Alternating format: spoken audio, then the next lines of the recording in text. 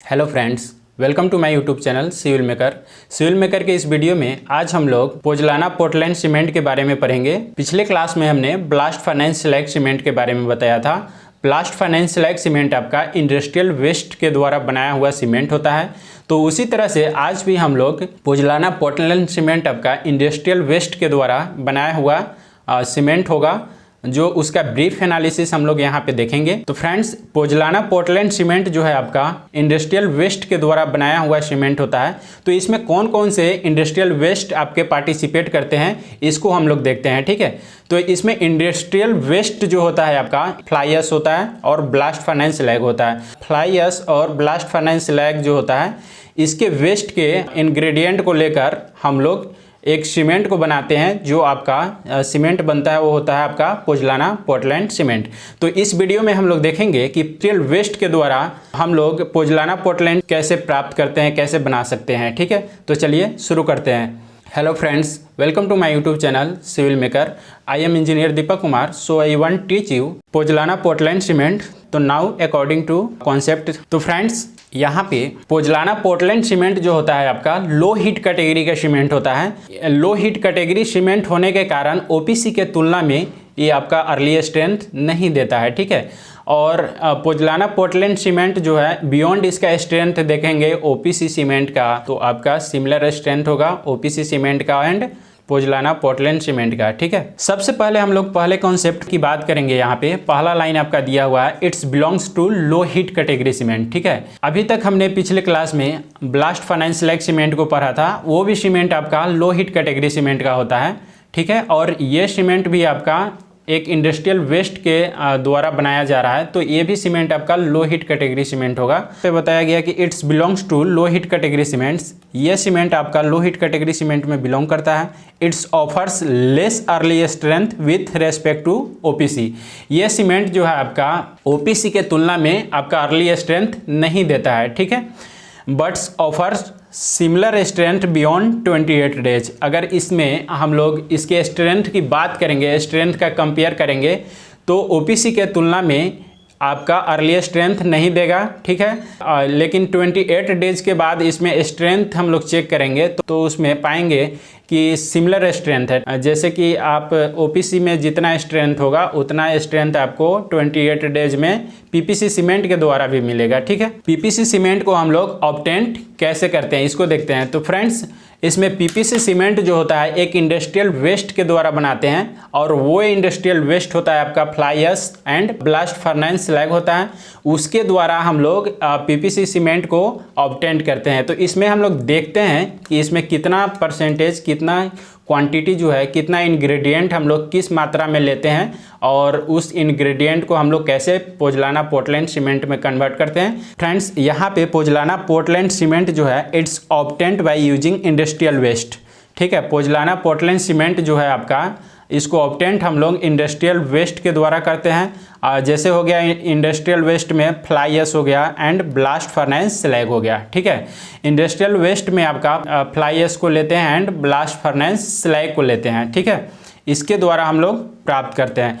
अब देखिए, fly ash and blast furnace slag, इसका क्वांटिटी जो हम लोग लेते हैं इसमें 25% से कम रखते हैं। ठीक है, और उसके बाद जो होता है क्लिंकर एंड जिप्सम। जिप्सम जो होता है ओपीसी की तुलना में हम लोग 75% से ज़्यादा रखते हैं। ठीक है, इस क्वांटिटी को इस रेशियो में लेकर हम लोग पोजलाना पोर्टलैंड सीमेंट को बनाएंगे। उसके बाद जो होता है फ्रेंड्स, इसमें रेट ऑफ हाइड्रेशन जो होता है, rate of hydration blast furnace slag cement के तुलना में बेटर होता है। इसमें बहुत अच्छा होता है। उसके तुलना में इस केमिकल रिएक्शन कुछ फास्ट होंगे, जिसके कारण रेट ऑफ हाइड्रेशन आपको अच्छा प्राप्त होगा। ठीक है, अब फ्रेंड्स यहाँ से देखेंगे कि फ्लाई ऐश का एक्चुअली में वर्क क्या होता है। आखिर फ्लाई ऐश से हम लोग कैसे इसको पोजलाना पोर्टलैंड सीमेंट यानी कैसे इसको हम लोग सीमेंट में कन्वर्ट कर लेते हैं। एक्चुअली में सीमेंट बनता कैसे है, क्यों ये सीमेंटियस प्रॉपर्टी का होता है। फ्लाई ऐश जो होता है सीमेंटियस प्रॉपर्टी का होता है। फ्लाई ऐश जो होगा आपका सीमेंटियस प्रॉपर्टी का होगा। सीमेंटियस प्रॉपर्टी कहने का मतलब हुआ कि एल्यूमिनियस होगा एंड सिलिशियस प्रॉपर्टी होगा। ठीक है,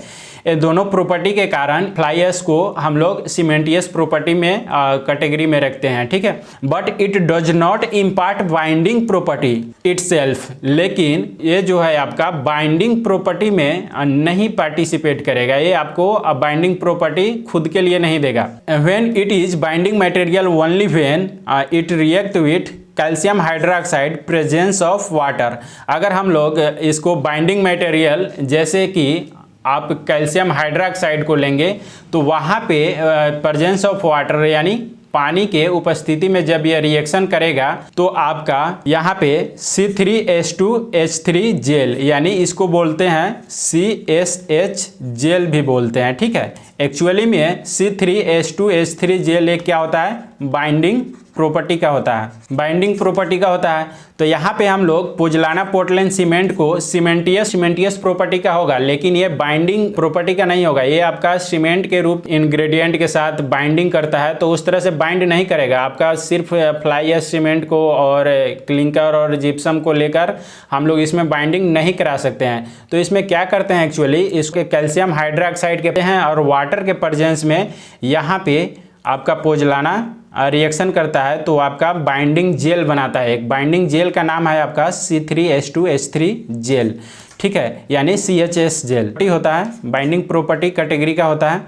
तो यहाँ से ये आपका फाइनली जो होता है बाइंडिंग प्रॉपर्टी, बाइंडिंग इंग्रेडिएंट आपका फाइनली बन के तैयार होता है। एक नोट यहाँ पे देखेंगे, नोट में है आपका OPC कैल्शियम हाइड्रोक्साइड। OPC जो है कैल्शियम हाइड्रोक्साइड का क्वांटिटी इसमें हम लोग बढ़ाते हैं, ठीक है, और PPC में कैल्शियम हाइड्रोक्साइड के क्वांटिटी को हम लोग घटाते हैं, तो ये आपका ड्यूरेबल सीमेंट बनेगा, ठीक है।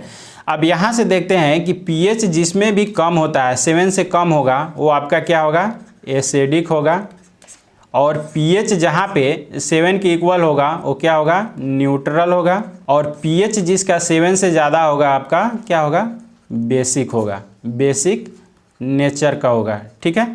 pH जिसका 7 से कम हो गया एसिडिक हो गया, और pH जिसका 7 से होगा वो आपका न्यूट्रल होगा, और pH जिसका 7 से ज़्यादा होगा वो आपका बेसिक होगा।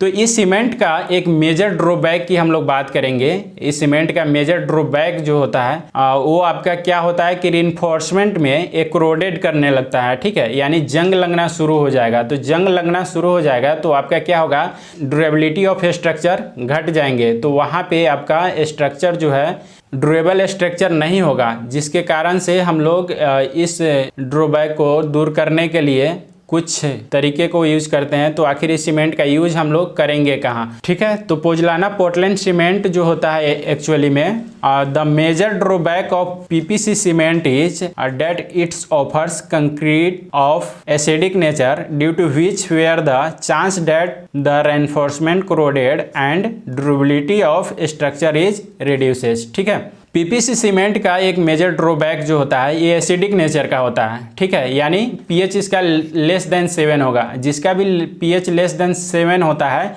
वो आपका एसिडिक नेचर का होगा। तो एसिडिक नेचर का होने के कारण ये क्या करता है कि रेनफोर्समेंट जो स्ट्रक्चर में लगे होते हैं उसको कोरोडेड करने लगते हैं। कोरोडेड यानी जंग लगना उसमें शुरू हो जाएगा, तो आपका ड्यूरेबिलिटी ऑफ स्ट्रक्चर घट जाते हैं, ठीक है। तो इस कारण से इस मेजर ड्रॉबैक को हम लोग को प्रिवेंट करेंगे कैसे, या इसको कहाँ यूज करेंगे कि ये आपका एक ड्यूरेबल स्ट्रक्चर बन के तैयार हो। तो यहाँ पे हम लोग क्या करते हैं कि इस सीमेंट को it is recommended to use for PPC structure. इस सीमेंट को हम लोग यूज PPC स्ट्रक्चर में करते हैं। PPC स्ट्रक्चर होता क्या है, PPC स्ट्रक्चर आपका जैसे हो गया सी वाटर में मरीन स्ट्रक्चर जो बनाते हैं वहाँ पे जो होता है आपका वो आपका PPC स्ट्रक्चर होता है, ठीक है। तो मरीन स्ट्रक्चर यानी मरीन की बात करेंगे तो मरीन वाटर जो होता है उसका pH जो होता है ग्रेटर देन 7 होता है, यानी वो बेसिक नेचर का होता है। बेसिक नेचर यानी मरीन वाटर जो होता है उसका लगभग pH की बात करेंगे तो उसका pH 8.2 होता है। 8.2 जो है ग्रेटर देन 7 हुआ, यानी आपका बेसिक नेचर का है। तो यहाँ पे आपका जो पोजलाना पोर्टलैंड सीमेंट है वो आपका एसिडिक नेचर का है, और मरीन वाटर जो होता है आपका बेसिक नेचर का होता है। तो वहाँ वहाँ पे वो एक्चुअल में एसिडिक और बेसिक मिलकर वहाँ पे न्यूट्रल बना लेते हैं। ठीक है, जो रेनफोर्समेंट का क्रोडेड हो रहा था स्ट्रक्चर में, तो वहाँ पे वो रुक जाएगा, यानी नहीं होगा। तो इसलिए इस सीमेंट का यूज हम लोग पीपीसी स्ट्रक्चर में करते हैं, पीपीसी स्ट्रक्चर यानी मरीन स्ट्रक्चर में करते हैं। ठीक है, तो पोजलाना पोर्टलैंड सीमेंट का कुछ इस तरह का पैकेट आता है। मैं नेक्स्ट एक और कॉन्सेप्ट को हम लोग डिस्कस कर लेते हैं। ठीक है, ऑर्डर ऑफ हाइड्रेशन, ये इंक्रीजिंग ऑर्डर में बताया गया है, यानी हीट ऑफ हाइड्रेशन यहाँ पे देखेंगे। तो इंक्रीजिंग ऑर्डर में देखेंगे तो इंक्रीजिंग ऑर्डर सबसे कम जो हीट ऑफ हाइड्रेशन जनरेट होता है उसमें होता है सुपर सल्फेटेड सीमेंट होता है। तो इसलिए सबसे पहले इसको इस ऑर्डर में रखते हैं। और सेकंड जो है आपका सल्फेटेड रेसिस्टेंट सीमेंट का, उससे कंपेयर करेंगे सुपर सल्फेट सीमेंट और सल्फेटेड रेसिस्टेंट सीमेंट में, तो वहाँ पे थोड़ा सा इसके कंपेयर में ज़्यादा मिलेगा। और उससे ज़्यादा कुछ लो हीट कैटेगरी सीमेंट में मिलता है, उससे ज़्यादा आपका ब्लास्ट फर्नेस स्लैग सीमेंट में मिलेगा। एंड फाइनली आपका नेक्स्ट जो होता है पीपीसी सीमेंट में कुछ ज़्यादा हीट ऑफ हाइड्रेशन होता है। ठीक है, तो इसीलिए यहाँ पे बताया गया था कि better rate of hydration with respect to blast furnace slag. ठीक है, तो यहाँ से आपको ये कॉन्सेप्ट क्लियर हुआ। मैं इसी तरह से सिविल इंजीनियरिंग के लिए वीडियो बनाते रहूँगा। आई होप आपको ये वीडियो पसंद आया होगा। फ्रेंड्स, आपको ये वीडियो पसंद आया तो इस चैनल को लाइक और सब्सक्राइब कीजिए और अपने दोस्तों में ज़्यादा से ज़्यादा शेयर कीजिए, ताकि मैं आपके लिए नेक्स्ट वीडियो लेकर आऊँ। मिलते हैं नेक्स्ट वीडियो में, तब तक के लिए जय हिंद।